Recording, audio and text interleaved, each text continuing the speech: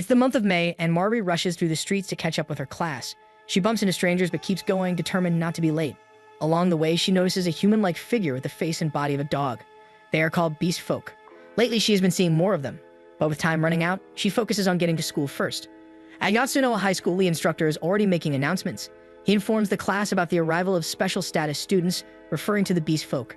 He briefly explains their origin, stating that they are actually products of a failed experiment from years ago, making them a rare species. There are only about 3,000 of them in existence, all living in one area of Saitama Prefecture. Despite their differences, they are essentially like humans. Many even visit human society, so now they are given the chance to study alongside human students to better understand them. However, one student raises her concern, claiming that beast folk can be violent. The class also grows uneasy at this, but the instructor reassures them that only those who have passed strict government screening procedures are allowed to study with humans. Meanwhile, Marvi arrives at the school gates, but they are already closed. She quickly looks for another way in and spots a boy wearing the same school uniform. She learns that he got lost, which caused him to arrive late as well. To his surprise, Marvi throws her bag over the fence and begins to climb. She encourages him to follow her, offering her hand. Only then does she realize she is actually talking to a beast person. For a brief moment, she is startled, but before she can react further, he takes her hand and proceeds to jump on top of the fence as well. Tsunagu jumps down first while Mari is still processing what just happened, unable to believe she actually spoke to and held a beast person's hand. She recalls the coldness of his hand, but before she can think further, Tsunagu calls out to her from below. Startled, she leaps off the fence and he catches her just in time. Without saying anything else, Tsunagu immediately walks away. When Mari finally reaches class, her friends greet her cheerfully. Thankfully, homeroom isn't over yet. However, she can't focus on anything, as her mind is still replaying the encounter with Tsunagu. She only snaps back to reality when the instructor enters the room again, but this time he is with Tsunagu. It turns out Tsunagu is the special status student the instructor mentioned earlier. He will be joining their class from now on. As he introduces himself, the room fills with whispers of unease. By coincidence, he is also assigned the seat right next to Mari, who remains frozen in shock. As Tsunagu sits down, he tries to greet Mari, while the instructor reminds the class to treat him with respect before continuing with the lesson. Marvi, however, can't help but notice how massive Tsunagu is beside her. His broad frame blocks her view of the window completely. Throughout the day, the class still can't stop talking about him. Because of this, Marvi grows increasingly annoyed. Even the students from other classes crowd outside their classroom just to catch a glimpse of Tsunagu. She tries to act indifferent, but the noise is distracting her. Then she suddenly remembers that she hasn't thanked him yet for catching her earlier. Just as she's about to speak, a classmate starts pestering Tsunagu, asking absurd questions about the nature of beast folk. The situation grows uncomfortable, so Yukihiro steps in to stop the behavior, even scolding him for being insensitive. They quickly apologize, and to everyone's surprise, Tsunagu stays calm. He even answers some of the earlier questions with patience.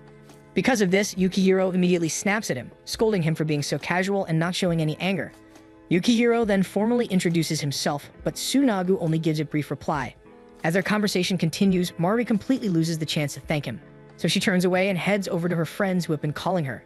As the day goes on, Mari notices Tsunagu's quiet nature, which only makes her more curious about him. On her way home, she reflects on how normal and repetitive her life has always been, following the same routine day after day, until Tsunagu's arrival suddenly changed the view from her window. Lost in thought, she happens to spot him on the road. A group of guys is standing in front of him, blocking his way. They mock him openly, refusing to let him pass. Though he clearly just wants to go home, their relentless teasing continues. Instead of reacting violently as they expect, Tsunagu calmly steps onto the bridge railing and walks along it to get past them. But just as he's about to step off the railing, Mari accidentally blocks his path. Startled, he loses his balance and tumbles into the river below. The guys panic and flee the scene. Marvi runs down toward the riverbank, blaming herself for Tsunagu's fall. Minutes pass and she still doesn't see him resurface, so she assumes beast folk can't swim. Without hesitation, she throws off her backpack and dives into the water to save him. But before she even reaches him, Tsunagu manages to climb out on his own. Once on land, Tsunagu realizes Marvi jumped in to rescue him, thinking his fall was her fault. He isn't upset, but he is clearly more concerned about her risking her life for him. As they talk, Marvi finally gets the chance to thank him for catching her earlier that day. To her surprise, Tsunagu's tail begins to wag uncontrollably like a dog. He admits he isn't used to receiving gratitude from humans, so he becomes flustered. When asked about the earlier incident, Tsunagu explains that he tries to stay composed when people mock him because if he loses control, they'll only see him as a monster. He doesn't want that, so he chooses patience. Just as he finishes and is about to leave, he suddenly sneezes in front of Mari. With this, Mari brings Tsunagu home with her and explains the situation to her mother. At first, her mom feels uneasy about having a beast person in the house, but she eventually agrees to accommodate him. As they enter, Mari and her mom quietly discuss Tsunagu. However, their concerns ease when they see him innocently playing with their pet dog. Marvin notices how gentle and sensitive he seems, even more so than most humans. Later, as Tsunagu prepares to take off his uniform, Marvy suddenly barges in. When she realizes he hasn't taken off his uniform yet, she's about to leave, but to her shock, Tsunagu casually strips right in front of her, exposing his half-naked body. Flustered, Mari washes his clothes, but her eyes can't help but notice his physique. Though covered in fur, his body is quite ripped. When she fails to reach for the detergent on the top shelf, Tsunagu immediately steps in to help. They end up standing very close and their noses accidentally touch, creating an awkward moment. With that, Marvy quickly excuses herself, leaving Tsunagu alone to take a shower. Both Tsunagu and Marvy are unsettled by the moment their noses touch. Nonetheless, both of them have their hearts pounding like crazy because of that interaction. The next day, Marvy runs around with her pet dog, Yuki. After a while, they take a break and stop on their track. She cuddles Yuki in her arms, and when the dog's snout accidentally brushes her nose, she's instantly reminded of her encounter with Tsunagu from yesterday. Meanwhile, Tsunagu is also heading to school when one of his beast folk friends catches up to him, and soon more of them gather. They proceed to ask how school is going and check on him. He insists no one is bullying him, but they don't believe him. Surrounded by more of his kind, he finally snaps, telling them he has made up his mind about attending school for the next 3 years and doesn't need to be babied. After that, he walks away, shows his ID to the guards, and they open the gate, allowing him to leave for school. That day, during PE, the class plays basketball together, and Tsunagu proves to be exceptionally skilled. After the game, his classmates can't help but praise him, and even his teammates invite him to join the basketball team. However, beast folk are not allowed to participate in official school sports. Meanwhile, Mari is watching him from the sidelines and can't take her eyes off him at all. Just by seeing his form, she's already burning up, and her friends immediately notice her flustered expression. They suspect she's curious about him, though she tries to deny it. Their conversation gets cut short when the coach whistles to settle everyone down. Apparently, the opposing team lost, so they are furious after Tsunagu scored too many points against them, and they start talking badly about him. After that, as the other students begin to leave, Marvy stays behind to return some equipment. At the same time, Tsunagu happens to do the same. They end up casually talking about the previous day while walking into the storage room. Mari also mentions his basketball skills, and his ears twitch in embarrassment, which only makes her find him even more adorable. While she's lost in thought, a pile of sports equipment suddenly starts to fall toward her, and the storage room door slams shut. It turns out the opposing team from earlier is seeking revenge for their loss against Tsunagu, so they lock the two inside, leaving them trapped. Back in the classroom, a few students notice Tsunagu's absence and begin to wonder why he's late. At the same time, the boys who trapped them arrive to report to their accomplice. They laugh among themselves, even planning to throw away Tsunagu's textbooks while he's gone. In the storage room, Tsunagu quickly jumps in front of Mari, shielding her from the falling equipment. A support pole grazes his hand, but he ignores the pain and checks if she's alright. He then tries to open the door, only to confirm that the boys really did trap them inside. Concerned, Mari takes a handkerchief from her pocket and gently wraps it around his injured hand. While doing so, she notices once again how cold his hand is. Tsunagu explains that it's usually warm, but it gets cold at school because he feels nervous. As she tends to him, his tail starts wagging again. He admits he isn't used to being treated kindly since beast folk cities don't have hospitals or doctors for minor cases, and only those who are very sick are seen by professionals. This is why Tsunagu dreams of becoming a doctor. Yet, when he finally gets the chance to study, humans tend to bully him despite him doing nothing wrong. At this point, Mari feels pity for Tsunagu, so she gently holds his hand. She truly wants to help him. She explains that if he's always anxious, it might affect his studies, so she offers to help, even if it's just by keeping his hands warm. She wants to do this because she considers him her friend. But the moment she says it, she hurriedly tries to make excuses, but in her fluster, she steps on the pole and slips. Fortunately, Tsunagu reacts quickly and catches her. Now they're suddenly very close, and Mari can feel his fur against her skin. Hearing Mari call him a friend deeply touches Tsunagu. Mari tries to hold his hand once again, but now it's not as cold. Then something seems to get into Tsunagu. He starts sniffing around Mari, recognizing the sweet scent he also smelled from earlier. He comes closer and starts growling because of this. Then he starts sniffing her neck until Mari is completely slumped onto the floor. Tsunagu seems unable to control himself. Mari is terrified, but he is so strong that she cannot move. His growling also intensifies, so she braces herself, afraid he will eat her alive. Tsunagu snaps back to reality when Yukihiro calls out from outside the door. He tries to move it, but it's jammed, and Yukihiro's persistent voice finally brings Tsunagu to his senses, causing him to release Mari at last. Mari exhales heavily while Tsunagu wags his tail uncontrollably and bites his own arm while trembling. Seeing the blood, Mari rushes to check on him, but he stops her, only apologizing for frightening her earlier. Moments later, Yukihiro manages to force the door open, only to freeze at the sight of Mari being there as well. Without saying much, Tsunagu walks past him, thanking Yukihiro before leaving quietly. Mari remains, still shaken by what happened. For a moment, it truly felt like Tsunagu had become a beast, but deep down, the touch of his skin and tongue didn't unsettle her at all. Back in the classroom, Tsunagu sits slumped on the floor, still trying to calm himself after what happened. That sweet scent had overwhelmed him, driving him to lose control and act on impulses he couldn't fully understand. The pleasure he felt was frightening, and he knew he shouldn't have such emotions. Staring at his bleeding hand, Tsunagu reflects on how Mari had still tried to help him, caring more about his injury than her own safety. Meanwhile, as Yukihiro walks beside Mari, he notices her unusual silence and asks what happened inside the room. Though Yukihiro trusts that Tsunagu wouldn't harm anyone, the situation still worries him. With this, Mari quickly assures him that nothing bad happened, claiming her heart is just racing. After seeing Tsunagu in such a condition, she can no longer speak for him. So what she tells Yukihiro instead are her own feelings, admitting that Tsunagu might have already stolen her heart. To her surprise, Yukihiro doesn't overreact at all. In fact, he says it's a good thing. He then apologizes for making her admit her feelings so suddenly about Tsunagu. While Mari is still trying to compose herself, they suddenly spot Ochi and his companions outside, once again making a mess of Tsunagu's belongings. They're even betting on who can throw his textbooks the farthest. But before they can even act, Yukihiro jumps straight out the window and yells at them to stop. He confronts the group, demanding they apologize to Tsunagu for locking him in the storage room earlier. But Ochi and his friends are defiant. At that moment, Mari also jumps down to join Yukihiro. Ochi sneers at them, asking why they're taking Tsunagu's side. He argues that Tsunagu's varied presence disrupts the class's balance. Though his intelligence matches humans, his physical abilities far exceed theirs, which is exactly why they despise him. However, Yukihiro doesn't understand their fears at all. To him, having Tsunagu around makes life far more interesting, and even Mari agrees with this. Ever since Tsunagu arrived, her repetitive routine has changed completely. The thought excites her, as she feels she's changing too. Hearing this, Ochi glares at them and threatens that if they keep defending Tsunagu, they'll be treated the same way. He claims that once Tsunagu realizes how weak humans are, he'll end up eating them alive, which is why they have to get rid of him. With that, Ochi hurls one of Tsunagu's books toward the fence, but Mari leaps up and catches it midair while landing on top of the fence. Everyone is stunned by her sudden move, but the others start throwing more of Tsunagu's belongings. With only Mari and Yukihiro trying to stop them, it seems hopeless until Tsunagu appears, stepping in front of Mari and shielding her from the flying books. Tsunagu jumps down from the fence and walks straight toward Ochi. Ochi mocks him fearlessly, but Tsunagu corners him, threatening him with his growl. Even then, Ochi keeps provoking him until Tsunagu snaps back, telling him not to blame his own weakness on a beast folk. His words strike Ochi silent. Trying to play it off, Ochi shrugs and pretends to be bored before walking away, while his companions trail behind him. Yukihiro immediately praises Tsunagu for standing up for himself, but Tsunagu scolds them instead. He doesn't want them putting themselves in danger because of him, especially when he isn't around to protect them. Still, Mari steps forward to return his books, saying they're filled with his future, so she's glad she could protect them.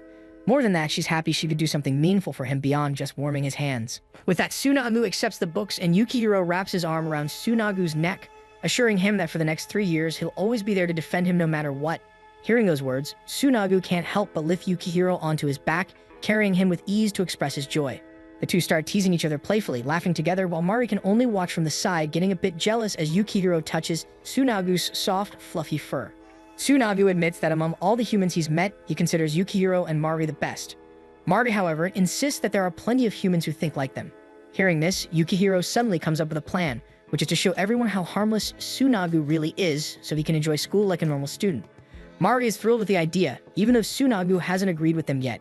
Still, faced with their eager eyes, he can't bring himself to refuse.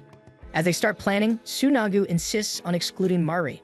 Yukihiro is confused at first, but Tsunagu shows him the wound on his arm and recalls the incident in the storage room, admitting that he can't be around Mari safely. His words leave Mari heartbroken. Later in class, someone tosses a crumpled piece of paper toward Mari. When she opens it, it's a doodle of her and Tsunagu from Yukihiro, but even then, Mari can't stop thinking about Tsunagu's words. It pains her to know she might not be able to stay close to him anymore. After class, they head straight to Yukihiro's house to talk about Tsunagu's problem with Mari. As they settle in, two curious kids peek through the doorway, trying to get a glimpse of Tsunagu. The moment his gaze meets theirs, they yelp in surprise, and Yukihiro quickly shoos them away before shutting the door. Finally, Tsunagu opens up. He tells them about the Forbidden Moon, also known as the Beast Folks mating season, which usually occurs between March and April, which is why their school year starts in May. During this time, Beast Folk experience symptoms including uncontrollable impulses, and even medicine can't suppress them, so it's something they must endure their whole lives. Yukihiro immediately connects this to what happened in the storage room, but Tsunagu shakes his head. He explains that he has never felt such impulses before. Since he's half human and half beast folk, he suspects his nature may be different. There's never been a recorded case of a product of a human and a beast folk, so they kept it secret. Mari can't help but find his story quite fascinating. With that, Yukihiro grows even more confused about what Tsunagu's real problem could be. Finally, Tsunagu confesses to pushing and pinning Mari down in the storage room and even reveals that he wanted to do more. Though he hasn't experienced the effects of the Forbidden Moon, he knows her scent makes him lose control and he still doesn't know how to restrain himself. That's why he believes it's best to stay away from her to avoid hurting her again. While the two continue talking, Mari falls deep into thought, realizing that despite everything, she's relieved that Tsunagu's actions were only from instincts he couldn't control. Then, Yukihiro suddenly insists they should reenact the storage room scene, so he steps out and locks the door from the outside, leaving only Tsunagu and Marga trapped inside together. Tsunagu immediately panics, trying to talk to him and open the door, but it's sealed tight. Surprisingly, Mari agrees with Yukihiro's plan. After all, it could have been a one-time mistake. Marga decides they need to assess Tsunagu so they know where to draw the line between them. At that moment, Yukihiro finally understands that Mari truly wants to be with Tsunagu, otherwise she wouldn't have said he stole her heart. Suddenly, a loud thump comes from inside. It turns out Tsunagu has already pinned Mari against the door. He scares her off by saying that he might crush and eat her alive, but Mari does not give up so easily, so Tsunagu releases her, moved by how willingly she wants to help. Yukihiro grows anxious as well, and Tsunagu instructs him that if he ever hears him start to growl, he should stop him immediately. With that, the two inside begin their experiment. They start with a simple handshake, holding each other's hands for quite some time, but Tsunagu remains calm and composed, showing no signs of losing control. Seeing this, Mari suggests they try something else. Perhaps he could touch her head instead. Inside, Mari's heartbeat races. Tsunagu's hand is warm, yet he starts struggling to remain calm. Suddenly, she asks if she can touch him too, and he agrees. As soon as her fingers brush against his fluffy fur, she's instantly captivated. She accidentally tickles him, making them both flinch. Tsunagu admits that he can still smell the faint sweetness of her scent, but it's weaker now, and he can still control himself. With this, Tsunagu's trembling hand reaches to touch her neck. Mari stiffens at this, but she doesn't move away. His hand grows warmer as he pets her gently, until he suddenly starts trembling uncontrollably. Tsunagu feels off even when he's just behaving normally, so he lets go of Mari. But as soon as he lets go, he grabs her aggressively once again, embracing her in his arms. Deep down, Mari knows she loves Tsunagu now, but then Tsunagu starts growling. He pins Mari down on the bed and starts sniffing around her.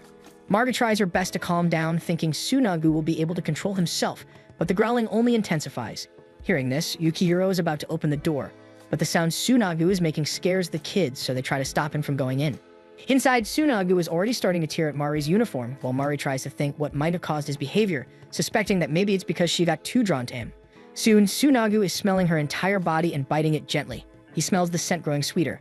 Looking at her, Tsunagu feels torn as he doesn't want to hurt Mari, yet he can't suppress his growing desire either.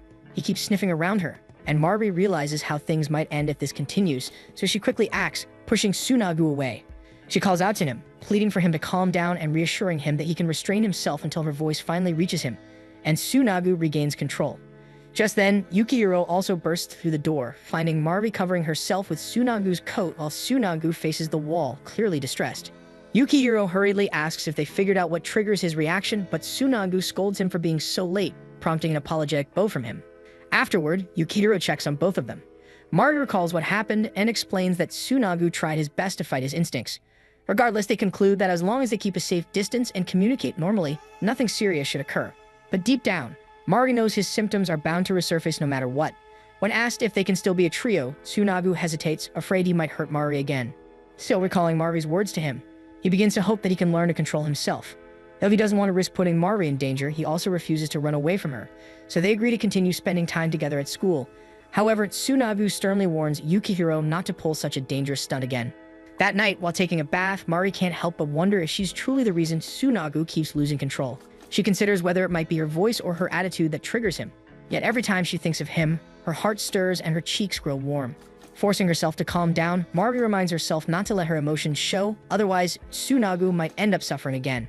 When she steps out of the bath, she overhears her father talking about the increasing number of beast folk in his workplace. Her mother immediately comes to their defense, but Mari stays quiet. She opens the fridge, grabs a drink, and retreats to her room. Lying on her bed, her thoughts circle endlessly around Tsunagu. There aren't many human establishments that allow beast folk to work. It almost feels as if they belong to a different world. Mari wonders if being in a relationship with one would be seen the same way. Though beast folk think and feel like humans, their instincts are different. So Mari convinces herself that falling in love with one must be unacceptable. Just then, her phone beeps. It's a message from their trio's group chat. Yukihiro invites them to lunch tomorrow, and Tsunagu quickly confirms. Mari's heart skips a beat at the sight of his reply. Gathering her courage, she decides to send Tsunagu a private message instead of replying in the group. It's a simple goodnight, but her fingers tremble as she presses send.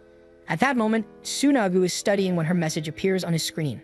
The single word makes his tail wag uncontrollably. It's only been a few days since he left the walls, yet so much has already changed. Glancing around his room, he blushes as memories of Marvi surface, her voice, her concern, the way she helps him regain control whenever he loses composure. Still, he reminds himself that she's human, and he must not forget that. The next day in class, Ayano drops her notebook, and Mari quickly picks it up for her. She's about to start a conversation when Ritsuka arrives, holding a muffin and inviting them to share it. But Mari already has plans. Yukihiro is calling her from across the room for their lunch together. When Mari returns to her friends, they're already eating, watching her suspiciously. She tries to invite them to eat on the rooftop, but they refuse, saying they don't want to be around Tsunagu. Still, Ritsuka hands her a bag of muffins to take along. Surprisingly, they don't seem angry about her spending time with him, just curious about why she's so interested. Ritsuka even teases her, asking for all the romantic details. Flustered, Mari denies it and quickly walks away. Once she's gone, Ritsuka sighs, uneasy about Mari's behavior. Ayano shrugs it off and hands Ritsuka her notebook, asking her to read the story she wrote. Ritsuka teases her for still writing by hand, making Ayano snatch it back. Meanwhile, on the rooftop, the trio discusses how Tsunagu can better integrate into their class. It's not something that can happen overnight, so they decide to take it slow. Tsunagu seems uncertain about such a simple plan, but Yukihiro lightens the mood by joking that he could push Tsunagu around school in a cart, an idea Tsunagu immediately rejects. As the two banter, Marty finds her gaze drifting towards Tsunagu. She can't help but admire his features, wondering how he manages to eat so neatly despite his sharp teeth. When he suddenly looks up and catches her staring, Marty quickly averts her eyes, insisting it's nothing. Later, as they share their food, Yukihiro groans in frustration. He's struggling with a lesson he can't grasp. With the proficiency test coming up, failure could cost him his spot in the sports club. To their surprise, Tsunagu understands the material easily, so he spends the rest of the break patiently tutoring both Yukihiro and Mari. That's when they realize just how intelligent he truly is. When the test day arrives, the class focuses intently on their papers. Once the results are posted, everyone rushes to the bulletin board, and to everyone's surprise, Tsunagu takes the top spot. Both Yukihiro and Mari are stunned. Yukihiro manages to pass, and Mari's rank improves thanks to Tsunagu's tutoring. Watching from a distance, Alchi hisses in frustration and storms off. Meanwhile, Ayano, usually the top student, finds herself in second place. When Mari approaches to congratulate her, Ayano shoves her hand away. In a bitter voice, she mutters that beast folk should just disappear. Mari freezes as Ayano turns and walks off, leaving her and Yukihiro speechless. Later on the rooftop, the trio meets for lunch again. When Yukihiro and Mari congratulate Tsunagu, he tilts his head in confusion, unaware of what they mean. They realize he hasn't even checked the results yet. At the same time, Ritsuka stands before the bulletin board, staring at Ayano's name, one spot below the top. Concern flashes across her face as she recalls their childhood. Back in elementary school, Ayano's mother always praised her for being number one, though Ayano never cared about grades, only about writing stories. But her mother never acknowledged that side of her, valuing academic success above all. Ritsuka was the first to ever show interest in her stories, and that moment had changed everything. Snapping back to the present, Ritsuka tries to call Ayano, but her phone lies forgotten on her desk. Downstairs, Mari leads Tsunagu and Yukihiro to the bulletin board so he can see his rank. Contrary to Mari's excitement, Tsunagu remains calm and unreadable. He doesn't seem to care at all. Just then, Ritsuka rushes up, asking if they've seen Ayano. None of them has, though Mari recalls how strange Ayano seemed earlier. Concerned, Ritsuka hands Ayano's phone to Tsunagu, pleading for him to track her scent because she says he's the reason Ayano disappeared. Tsunagu looks puzzled, so Ritsuka explains that Ayano might have run off because he took the top spot. Meanwhile, Ayano stands on the rooftop, climbing the wired fence. She's always dreamed of becoming a novelist, but her parents only allowed it as long as she remained number one in class. Now that she's second, that fragile permission is gone. Realizing this, Ritsuka fears the worst. Marvi tries to defend Tsunagu, but Ritsuka's panic only grows. Desperate to help, Tsunagu finally agrees. He sniffs Ayano's phone and follows her scent up to the rooftop. When they arrive, they find Ayano standing on top of the fence. Ritsuka runs forward, tears in her eyes, wrapping her arms around her in fear. But Ayano isn't planning to jump. She's throwing her notebooks away, saying that since she's no longer allowed to write, there's no reason to keep them. Shaking with relief and anger, Ritsuka yells that she still hasn't finished reading Ayano's latest story. The two argue, and Marvi spots one of the notebooks stuck on a ledge below. She points it out, and Tsunagu offers to retrieve it. Marvi hesitates, unsure how Ayano will react, but she finally agrees. After all, Ayano never stopped writing despite everything, and Marvi wants to read her stories too.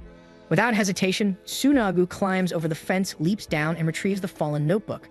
Holding it out to Ayano, he asks if he can read it as well.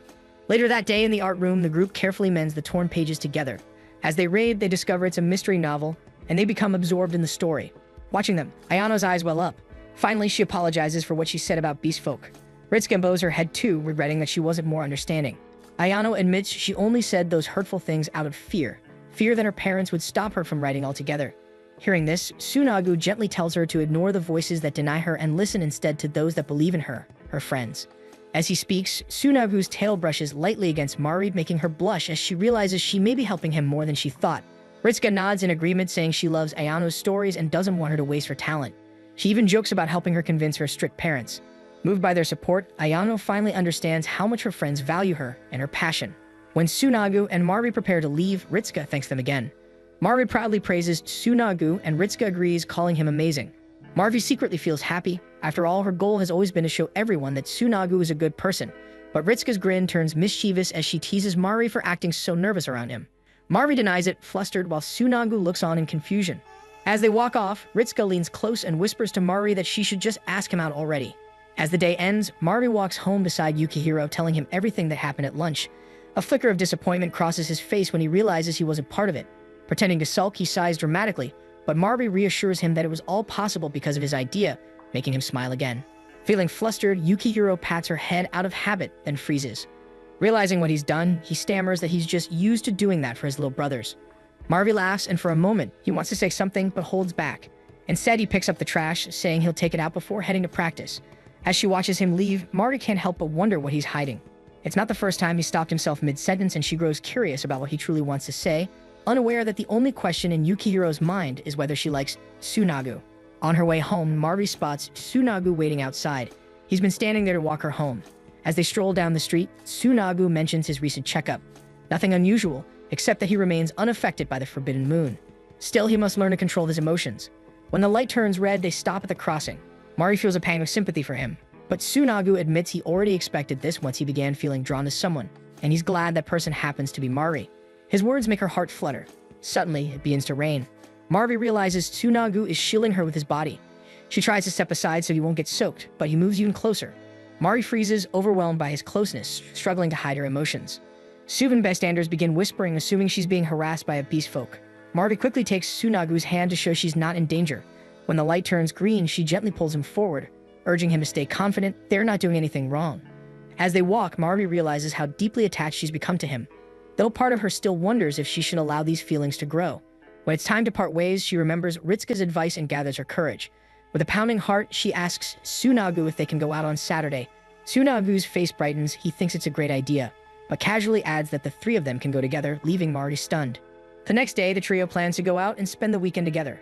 However, Yukihiro admits he cannot join them since he needs to practice as the basketball team selections are approaching. Though he encourages the other two to have fun, Mari begins to suspect he is purposely giving her and Tsunagu time alone. Tsunagu, however, insists that Yukihiro come along, but Yukihiro explains that his sudden growth spurt is affecting his coordination. Wanting to help, Tsunagu decides they should practice instead, and Yukihiro agrees. While Mari drifts into thought, Yukihiro calls her over, inviting her to join them. The three head to the school gym, where Tsunagu patiently guides Yukihiro as Mari watches. Yukihiro struggles to make his shots despite Tsunagu's advice, prompting the two to discuss ways to improve. Mari observes them with admiration, as it makes her realize how close they all seem. After a while, Yukihiro finally makes the shot, leaving him stunned. After finding the right rhythm, Tsunagu gives him a few more pointers, and they keep practicing until he perfects his form. In between their game, Mari suddenly speaks up, saying she wants Yukihiro to join them for their weekend hangout. Hearing it directly from her makes him pause. Encouraged by her words, he promises to come with them after his match. Soon, a group of upperclassmen suddenly interrupts them, claiming that beast folk are not allowed in the sports club and ordering Tsunagu to leave the court. Yukihiro immediately steps forward to defend him, explaining that it is lunchtime and they are simply having fun as friends, not participating in any official team activity. The commotion quickly draws attention from others nearby, and whispers begin to spread about Tsunagu's presence. Even Mari grows uncertain whether the upperclassmen are merely reprimanding them or subtly mocking both Yukihiro and Tsunagu. Still, Yukihiro refuses to back down. Calmly, he throws the ball into the ring, which silences the boys. With determination, he remarks that he has been practicing all season to improve, so if they won't let him play with Tsunagu, they might as well teach him themselves. At that moment, Yanagi, the team's ace player, wraps an arm around Yukihiro's shoulders, grinning as he declares he wants to join and play with Tsunagu. With that being said, they decide to hold an impromptu match, with the first years against the third years in a 3-versus-3 game. After the match is arranged, Yukihiro apologizes to Tsunagu for dragging him into this sudden challenge, but Tsunagu simply says that no one deserves to be mocked, so he doesn't mind. Mari also believes it's a great opportunity to show everyone how capable Yukihiro truly is. The three place their hands together, vowing to give their best in the game. As the game begins, the third years quickly take the lead. Despite having Tsunagu's skill, the first years are at a disadvantage, with Mari struggling to keep up. Midway through the game, she loses her footing but manages to pass the ball to Tsunagu just in time. From that moment, Tsunagu shines, moving with remarkable speed and scoring several points while supporting both Mari and Yukihiro. The crowd starts to cheer as the first years close the gap. Near the end, Yukihiro's focus falters, giving the opponents a chance to tease him again. But before the taunts can sink in, Tsunagu intercepts the ball and passes it to him. Remembering their practice, Yukihiro takes a shot. The ball soars cleanly through the air and lands in the ring, earning the final point as the crowd stands frozen in shock. In the end, the third years win, but the score remains close with only a 3-point difference. Despite the loss, everyone enjoys the game, and Yanagi praises Yukihiro, saying he looks forward to playing alongside him on the basketball team. The words fill Yukihiro with determination, and Yanagi jokingly tells his teammates that they can't mock him anymore, as they've already played with the Beast Guy themselves. As they head back, the group chats about the match. Their opponents still tease them for losing, but mix their mockery with genuine compliments. Yukihiro recalls noticing how, during the game, the upperclassmen's attitude shifted once they saw how skilled Tsunagu was. Mari reminds Yukihiro to acknowledge his own efforts. Even though he insists that Tsunagu carried most of the shots, Mari knows he played an important part as well. Her words leave Yukihiro stunned. Tsunagu suddenly catches a faint scent from him, but chooses to ignore it as Yukihiro quickly brushes Mari aside and runs off. Confused, Mari turns to Tsunagu, wondering if she said something wrong. She insists she only wanted to cheer him up since she didn't feel she contributed much to the game. So Tsunagu simply assures her he only smelled embarrassment coming from Yukihiro earlier. Afterwards, Tsunagu notices Mari limping slightly, her foot clearly injured though she tries to deny it. She plans to go to the infirmary, so Tsunagu lifts her onto his back, insisting it will only get worse if she walks. Mari's heart immediately races as she feels the warmth of his fur and the sway of his tail. Despite trying to stay calm, the closeness makes her cheeks flush with happiness she struggles to hide. As they move, Tsunagu's breathing grows uneven and a soft growl escapes him. Quickly, he lowers Mari back to the ground, intending to let her walk the rest of the way. But before he can step back, Mari reaches out and pulls him closer.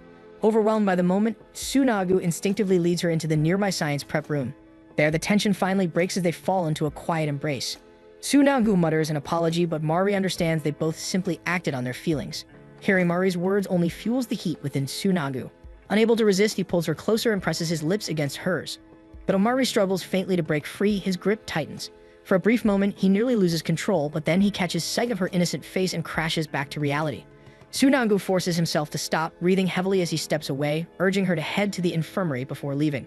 As Mari remains behind, she starts to wonder why she couldn't control herself better, why she let her feelings carry her so far. Love, she realizes, makes it difficult to stay sensible, and no matter how hard she tries, she can't deny how deeply she feels for him. Back in class, Tsunagu's mind replays the moment again. He knows he should have restrained himself, yet the memory of Mari's sweetness lingers. Despite his guilt, her presence was simply too overwhelming for him to resist. Meanwhile, Yukihiro notices that Mari still hasn't returned, making him uneasy. Her earlier words about them being friends replay in his mind as she had said it so sweetly. Just remembering her voice makes his face warm, and he realizes that if this continues, he might end up falling for her. When Mari finally returns to class, Ritsuka immediately greets her, asking where she's been. Mari explains she went to the infirmary, and Ritsuka happily tells her she took notes in her absence. Hearing this, Yukihiro approaches her to ask what happened, but Mari quickly reassures him that it's nothing serious. Relieved, he simply tells her to speak up if she feels unwell again. As everyone settles into their seats, Tsunagu quietly checks on Mari as well, though his tone remains cold. As night falls, Yukihiro messages their group chat to finalize plans for their weekend hangout. However, they soon discover that beast folk like Tsunagu have limited access to places outside when it's not school days, which frustrates everyone. Reading the messages, Mari feels a pang of guilt for him. Her thoughts drift back to their earlier kiss, and she buries her face in her pillow. Thinking back, Mari has always tried to act normal around Tsunagu, hiding her feelings. Yet the more she tries to suppress them, the stronger they grow. When she glances back at the chat, they all agree that the only places they can freely visit are the school grounds and the library. Just then, Yuki suddenly shows up in front of Mari, so she remembers the dog run beside the library. The next morning, they arrive at the dog run, surrounded by playful dogs that instantly amaze both Yukihiro and Tsunagu. While the two talk, Mari soon arrives with Yuki, prompting Yukihiro to greet her cheerfully. Tsunagu, on the other hand, mentions that it's nice to see Yuki again. When Yukihiro curiously asks if they've met before, Tsunagu explains that he once dropped by Mari's place, which causes Yukihiro to look at both of them suspiciously. As Tsunagu plays with Yuki, Mari quietly watches him with admiration. The people around them start whispering, and many comment on how adorable and fluffy he looks. To everyone's surprise, Tsunagu quickly becomes the center of attention, and even he seems a little embarrassed by it. While roaming around, Mari bumps into her friend Midori, who remarks about her being with a beast person. Misunderstanding her sentence, Mari instantly grows defensive, but Midori only smiles, explaining that she was once saved by a beast person in a tunnel. Like Mari, she finds them kind and fascinating. As the day goes on, the trio plays freely in the dog run. Yukihiro comments on how nice it feels to hang out somewhere peaceful for a change, and Tsunagu agrees with him. When both Mari and Tsunagu start calling for Yuki, however, Yukihiro feels slightly awkward as their shouts sound a bit too much like his own name. With that being said, they decide to start calling each other by their first names. Mari feels nervous about it at first, but Yukihiro encourages her to say his name out loud, and so she does. When it's Tsunagu's turn, she becomes unexpectedly excited to call him by his first name, but to her dismay, Tsunagu says he'd rather keep addressing her by her last name. This leaves Mari speechless, unsure how to respond. Just then, Yuki tugs at Yukihiro's leg, and Mari assumes he's thirsty. Yukihiro offers to help her fetch water, so he carries the dog and heads off by himself. Left alone, Tsunagu quietly apologizes for the kiss, but Mari only admits that she also wanted him close, which is why he reacted that way. After a moment's hesitation, she confesses the truth, that she wants Tsunagu even more than just as a friend, which is why deep down she was happy when he kissed her. Tsunagu gently pulls Mari aside, leading her to the back corner of the library where no one can overhear them. Hesitantly, she admits she feels like she's only causing him trouble and thinks it would be better to keep her distance, even if it means staying just friends. To her surprise, Tsunagu confesses he feels the same. In that space, they share a bittersweet moment. Both know they care deeply for each other, yet reality stands in their way. Tsunagu pulls Mari close, admitting that he wishes they could live as normal human students, but they both know such a future is impossible. Meanwhile, outside, Yukihiro returns from fetching water, only to discover that Mari and Tsunagu are nowhere to be found. At the back of the library, Tsunagu begins to growl softly, forcing himself to release Mari from his arms. He knows they can never be like ordinary lovers, yet Mari refuses to stop loving him. Unlike Tsunagu, who has already accepted the weight of others' judgment, she still holds on to hope. Mari believes that in time people will learn to understand and accept them. For now, she decides to keep her distance. Still in her heart, she swears their bond will remain like an invisible thread connecting her to him. Hearing her words, Tsunagu feels his heart tighten as if Mari has broken through the walls built around it. Her sincerity is something so precious he wants to protect. Though they both wish to keep loving each other, reality pulls them back, reminding them they need to return. They promise to act as if nothing happened, to keep things normal between them. Yet before leaving, Mari asks for one last hug, knowing they might never share such closeness again. Instead, Tsunagu gently tilts her chin and kisses her softly on the lips. Neither of them realizes that Yukihiro is nearby, hidden behind a tree, silently witnessing everything unfold before his eyes. When they return, Yukihiro immediately bombards them with questions, but Mari quickly says she just went to the restroom, while Tsunagu explains he bought a drink. Despite this, Yukihiro playfully pretends to be hurt, making Mari realize they still can't reveal the truth about her and Tsunagu. As it's time to head home, Tsunagu and Yukihiro walk together while Mari goes a different way with Yuki. While walking, Mari reflects on everything that's happened. She still can't believe Tsunagu likes her back and that they even kissed. The memory leaves her restless, her emotions swirling uncontrollably. Meanwhile, Tsunagu and Yukihiro walk together, chatting about their day at the dog run. Suddenly, Yukihiro asks if Tsunagu and Mari are dating. When Tsunagu inquires whether he saw everything, Yukihiro admits he only witnessed a few moments and didn't hear anything they said. With that, Tsunagu confirms that he and Mari share their feelings with each other, but he emphasizes that they are not dating. For Tsunagu, making promises to Mari feels complicated, and Yukihiro immediately understands the weight of the situation. As a beast person, Tsunagu faces limitations that Yukihiro cannot resolve. However, Yukihiro admits that the idea of them kissing irritates him. Surprisingly, Tsunagu senses Yukihiro's emotions through his scent, causing Yukihiro to flush with embarrassment while also admiring the beast folk's incredible sensitivity. His confession leaves Tsunagu drifting into thought, reflecting on how normal it would seem for Yukihiro and Mari to be together compared to him, yet he refuses to give Yukihiro that position. Despite this, Yukihiro admits he doesn't intend to confess his feelings to Mari. All he wants is to enjoy high school with them and not become Tsunagu's rival. Even though he genuinely likes Mari, he also deeply considers Tsunagu's emotions. Frustrated by Yukihiro holding back, Tsunagu lightly hits him on the head, insisting he shouldn't restrain himself because of him. He wants Yukihiro to pursue Mari, even if it means getting pissed off at him. Tsunagu has no intention of stepping aside, and he refuses to continue hanging out knowing Yukihiro is suppressing his feelings. For a moment, Yukihiro reflects on Tsunagu's words. He realizes that acting on his feelings could make them rivals. Laughing, he suddenly runs and jumps towards Tsunagu. Arriving home, Tsunagu is invited to dinner by his mother, but he decides to take a bath first, and his mind wanders to thoughts of his parents. He recalls the whispers from others about him being born to a beast person and a human, and how his parents always smiled through it, ignoring the gossip around them. Yet here he is struggling to control his desires and worrying about what might happen if Yukihiro were to witness them. Just then, a goodnight message from Mari arrives, but he responds coldly. The next morning, Mari arrives at school a little too early, overwhelmed by anxiety. To her surprise, Tsunagu is already in the classroom. He greets her with a calm "good morning," but her voice cracks in response. She tries to act normal, sharing her homework to compare answers, yet with just a single word from Tsunagu, Mari crumbles all over again. Tsunagu only laughs softly at this, realizing how difficult it is to act normal around Mari. She admits she can't focus, so he gently holds her hand and tells her not to push herself. He reassures her that it's okay to express her feelings, even if it burdens him. From now on, Tsunagu promises to restrain himself. He knows that loving each other freely might be painful and challenging, but he refuses to stop liking her. Determined, he vows to do his best so they can openly share their love without fear or hesitation. In preparation for the sports festival, the class scrambles to finish their team's props and decorations. Some of the girls are thrilled to team up with the upperclassmen, chatting excitedly about who they'll get to cheer for, while Ritsuka complains about how hot and humid it's going to be. This prompts Ayano to remind her that the festival is the only time of year when you can openly cheer for the person you like as much as you want. Meanwhile, Mari grows teary-eyed from nerves, afraid she'll slow everyone down during the relay. Suddenly, Yukihiro calls out to her, asking if she knows anyone from the handicrafts club who could help the cheering squad with decorations.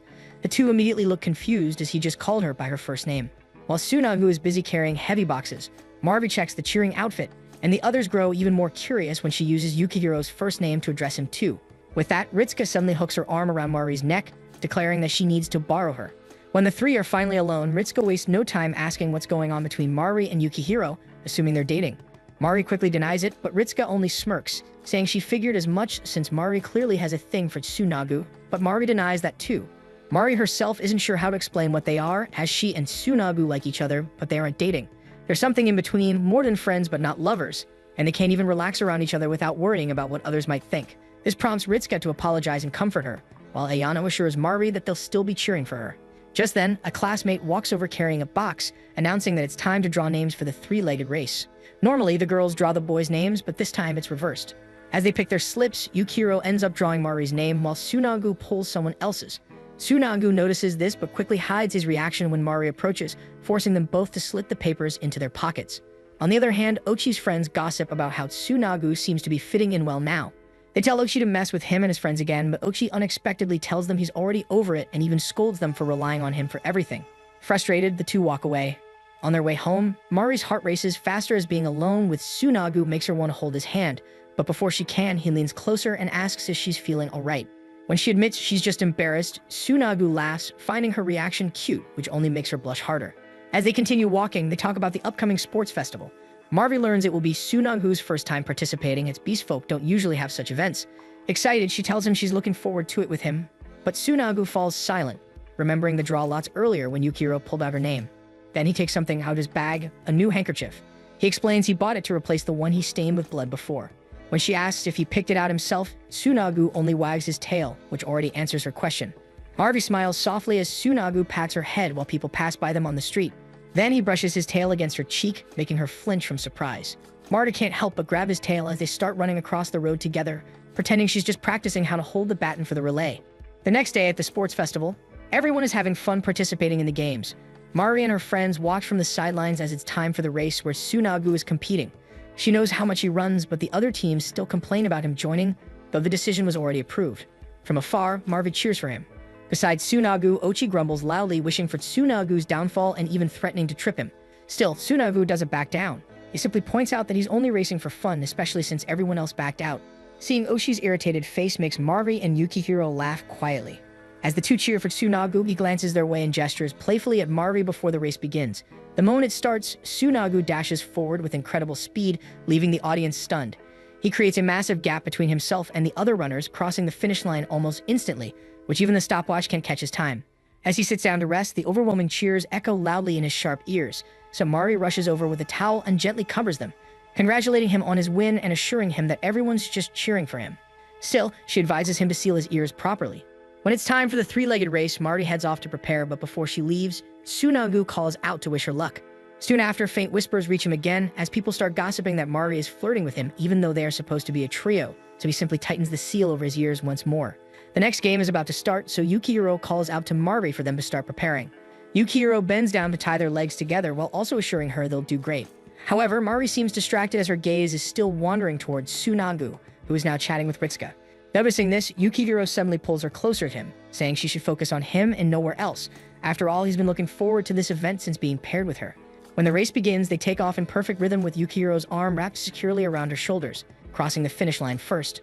Breathless, Yukihiro quickly congratulates her, and they share a high five that causes their hands to touch. Then he thanks her for matching his movements so well. At that moment, Mari realizes that what he said earlier was meant purely about the race and not her feelings, so her cheeks burn with embarrassment. However, the audience starts whispering again when they see Tsunagu and Tauri at the starting line. Their height difference is quite huge, and it's obvious Tauri is nervous because she's smaller, slower, and being paired with a beast person makes her even more self-conscious. Feeling her unease, Tsunagu gently tells her to just run her own pace and to lean her weight on him if needed. Though hesitant, Tauri nods and agrees. As the race begins, Tsunagu wraps his arm around her to steady their rhythm, which makes Mari feel slightly uneasy. But as they continue running, Tauri gradually relaxes, realizing Tsunagu's pace naturally matches hers. Soon, they cross the finish line in 4th place, and Tauri beams with joy as it's her first time ever placing in the competition. In that moment, she realizes how kind Tsunagu truly is. The next game is the cheering competition, and Mari heads to their classroom to grab her spare towel when she accidentally bumps into Ochi. Ochi's friends, trailing behind, immediately call her the Beast Guy's chick and start teasing her as if hinting at something, but Ochi quickly interrupts them as they need to talk to him. So they leave, and Mari is left confused. After getting the towel, she peers out the window at the cheering squad, only for Tsunagu to suddenly appear and call out to her. He had stepped away from the crowd because of the noise. As they watch the cheering squad together, Mari points out the decorations Tsunagu made for them, and their conversation naturally shifts to his experience at the festival. Tsunagu admits he's enjoying himself since he likes being active, while Mari confesses she felt a twinge of jealousy during the 3-legged race. Though happy to see Tsunagu fitting in at school, she also wishes she had been the one paired with him. In response, Tsunagu closes the curtain and pulls her into a hug. There, he admits he feels the same way toward her. Though they feel the same thing, Tsunagu admits his feelings are a bit impure, especially because he can still smell Yukihiro's scent lingering on Mari after the 3-legged race. It bothers him more than he wants to admit, and he leans in closer, unable to calm down. Mari doesn't realize Tsunagu can pick up other people's scents on her. But when he brushes against her with his snout, they are so close that Mari begins to worry someone might walk in and see them in such a compromising position. With that, Mari quickly stops him. Just then, echoes from outside reveal it's suddenly raining, and students rush under the tents for shelter. Tsunagu apologizes for touching her, but Mari quickly shakes her head as if it's nothing. As they walk back, Mari reflects on how surprising it is to learn that another person's scent can stick to her. This is something she can't sense, but clearly makes Tsunagu anxious. A part of her wants to ask him to wipe that scent away completely, yet she quietly holds herself back. Arriving at the tent, the students are already scrambling to find a replacement for the relay, so Mari calls out to Ritsuka and asks why everyone seems so worried.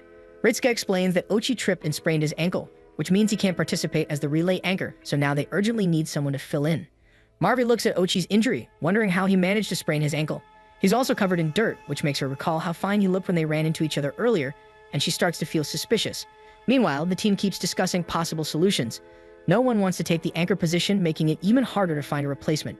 A few classmates suggest that Yukihiro step up, but he immediately refuses. To make it worse, the coach approaches and announces it's almost time, yet they still haven't chosen an anchor. The class begs for more time while bawling their eyes out. Then, Tauri shyly raises her hand and suggests that Tsunagu could take the anchor position instead. Everyone stares at her in surprise, but the idea quickly starts to make sense. When they asked Tsunagu if he's okay with it, he doesn't refuse and even jokes that he can do it if they don't mind taking first place. His confidence draws loud support from his classmates, who admire just how reliable he is. With this, their classmates begin agreeing that Tsunagu should be the anchor, while the coach reaches out to the other teams to negotiate the idea. Soon, cheers fill their tent for Tsunagu, but Mari's eyes drift toward Ochi, who is sitting silently in a corner. She approaches him and asks how he sprained his foot. Ochi says that after they separated in the hallway, those two beat him up. Mari is immediately startled, but Ochi quickly follows up, saying he's just joking. Still, Mari can't tell whether he really is joking or not. Ochi clearly doesn't want to talk further and urges her to line up for the relay already. Before she leaves, Mari reminds him not to hide his pain alone, and he is left reflecting on her words. When the relay begins, murmurs about a beast guy running spread among the other teams. They accuse their team of cheating, but since the matter has already been settled, all the other teams can do now is complain endlessly about Tsunagu. Tsunagu is still unsure about their decision, but the entire class has already agreed to make him the anchor, and everyone keeps cheering his name. Yukihiro and Mari also stay beside him, giving him quiet encouragement to push through with the relay. When the race begins, the opposing team continues to complain loudly about Tsunagu, accusing their class of cheating. Mari hears every word and starts worrying that all this noise might be affecting him. But before she can dwell on it, Yukihiro begins closing in to hand her the baton. Mari grips it tightly and dashes forward with all her strength while her classmates are shouting support from behind. Hearing their voices rise, she feels certain that their cheers are reaching Tsunagu as well. As Mari closes in, she spots Tsunagu waiting at the end of the line, and her determination sharpens. He isn't just helping them out, he also becomes the person everyone relies on. Once she reaches him, she quickly hands over the baton. The moment Tsunagu accepts it, the crowd erupts in loud cheers. Mari can't help but think it's funny how her classmates only cheer for him at times like this, yet they're completely counting on him. Sure enough, Tsunagu hears every bit of their support. The second the baton touches his hand, he takes off with incredible speed. Everyone is so stunned that even the opposing team falls silent, watching in disbelief. Tsunagu blazes down the track until he reaches the finish line, securing victory for their class. The crowd bursts into celebration as Mari and Yukihiro immediately rush over to congratulate him, and soon everyone else joins them. Heading home that day, their team is overjoyed with the results. However, Mari notices a girl nearby panicking about asking her crush out. The sight makes her envious as romance always seems to bloom during events like this. It hits her that she wants to see someone too, so she turns around and runs back to the classroom, silently praying he's still there. But before she reaches the room, familiar voices from below stop her. Yukihiro and Tsunagu are at the washing area, rinsing the mud off their bodies. Seeing them there, Mari feels as if her wish has been granted. Tsunagu notices her and points it out to Yukihiro. The three of them chat briefly about the last game and how their class completely dominated it. Tsunagu is about to head out, but Yukihiro stops him, aiming the hose in his direction before splashing water right in his face. Mari runs down while Tsunagu sputters in surprise and Yukihiro bursts out laughing. Soon enough, the two start a playful water fight. Watching them completely drenched, Mari's heart flutters and she can't help but laugh softly. After that, they head to the home economics room where there's a dryer they can use to warm up. Mari goes ahead to ask for the key, leaving Yukihiro and Tsunagu alone. The two start joking around and their conversation drifts to everything that happened today. Yukihiro talks about how fun it all was and asks if Tsunagu feels the same. But before Tsunagu can answer, Yukihiro's phone starts beeping. He opens it to discover it's his brothers messaging him about food, which reminds him he was supposed to make dinner tonight. Realizing he still needs to shop, Yukihiro panics and starts running off while apologizing. Tsunagu chases after him to return a proper goodbye. Before Yukihiro leaves, Tsunagu admits he also enjoyed today despite all the disappointment. Yukihiro just laughs and says they're in the same boat. As Yukihiro walks away, he reflects on Tsunagu's words. Deep down, he knows something has shifted ever since he drew his lot for the three-legged race. Just then, Yukihiro runs into Mari, who has successfully borrowed the key to the home economics room. He quickly explains that he needs to take care of something and has to head home early. Realizing this means Tsunagu will be alone with her, Mari grows flustered, trying her best to hide it, but Yukihiro immediately sees through her. Deep down, part of his disappointment today comes from knowing Mari's eyes have only ever been fixed on Tsunagu. With that, Yukihiro steps closer and gently pins Mari against the wall. The closeness makes her tense, but to her surprise, he simply tells her she has mud in her hair. He advises her to stay still and leans in to remove it. Mari is stunned he even noticed, so Yukihiro admits that it's because he's always watching her. Suddenly, Ochi arrives and catches them in that close position. He bluntly asks if they're dating, but they both immediately deny it, though Ochi doesn't seem convinced at all. With that, Yukihiro decides to continue on his way. Before leaving, he reaches out and gently pats Mari's head, leaving her completely speechless. On his way home, Yukihiro reflects on what just happened. He curses Ochi for interrupting, yet admits to himself that he needs to get a grip as he's been far too greedy lately. The three of them are supposed to enjoy their school life together, yet he keeps wishing Mari would look only at him while still supporting Tsunagu in everything. The thought makes him pause, wondering what it is he truly wants from all of them. Back at school, Ochi continues pressing Mari with questions about Yukihiro, but she keeps denying, which leads him to point out that it's only natural for a human girl and boy to end up together rather than a girl and a beast. Mari insists that a human and a beast folk can be together, but Ochi argues it's nearly impossible. He tells her the wall between their kinds has stood for centuries, and no matter how well they get along, that wall will always remain. If both kinds can't even look each other in the eye, then being in a relationship would be even harder. Ochi suggests they should just keep pretending to be friends. However, Mari wants more than that. Soon, Tsunagu arrives and finds the two of them alone. He immediately takes Mari by the shoulder, and Mari, who is already on the verge of tears, looks up at him. Assuming he must be freezing from the cold, she panics. Tsunagu then turns to Ochi and calmly asks if he still has anything to say, but Ochi simply lets them go. As they walk away, Ochi remains firm in what he told her, even as he notices Mari's hurt expression. When he glances up again, he even sees the two holding hands, which only frustrates him more. Inside the room, Mari begins drawing Tsunagu's fur while Ochi's words echo in her mind. She knows the wall between humans and beast folk is real, and everything around them seems to make it harder to ignore. Suddenly, Tsunagu leans in, asking what Ochi said that left her looking so pained. This prompts Mari to ask about the giant wall separating beast folk and humans. Tsunagu explains that it's simply an entrance where people and beast folk pass through. It's how he goes outside too. The wall is open, so he even invites Mari to visit his town someday. Hearing this, Mari realizes the wall isn't an obstacle, and Tsunagu goes on to assure her that they can still live together if they wanted. His sincere voice makes Mari's heart flutter and leans in to kiss her. As the moment deepens, Tsunagu's touches grow more affectionate, but Mari stops him, wanting to say something first. She tells him she wants his scent on her. With that, Tsunagu immediately pulls her into an embrace. He doesn't want to do it because he's afraid he might lose control if he lets his feelings take over. Even now, he still isn't used to her scent, and he isn't confident he can hold himself back. With that, Mari suggests they do what they did at Yukihiro's house back then, thinking it might help Tsunagu get used to her scent. She believes it's better than suddenly touching each other too much, so Tsunagu proposes that she let him touch her in his room during summer vacation. Mari freezes at the thought of going inside the wall and entering his own little world. Still, she agrees, and the two promise to meet during summer, taking another step forward. Summer vacation finally arrives and Yukihiro grows excited about it. When Mari suggests the three of them hang out again sometime, he immediately invites them to do homework together in the library, which they all agree on. Soon, the students start talking about a beast folk waiting outside the school, which catches Mari's attention. But before she can ask more about it, a cat person suddenly appears in front of them. It's their first time seeing one and she finds her adorable. However, Tsunagu immediately recognizes her as Kisara. Before they know it, Kisara rushes forward and hugs Tsunagu, making Mari feel a twinge of jealousy. Kisara explains she came so she and Tsunagu could walk home together, just as Mari and Tsunagu's promised summer plans are about to begin.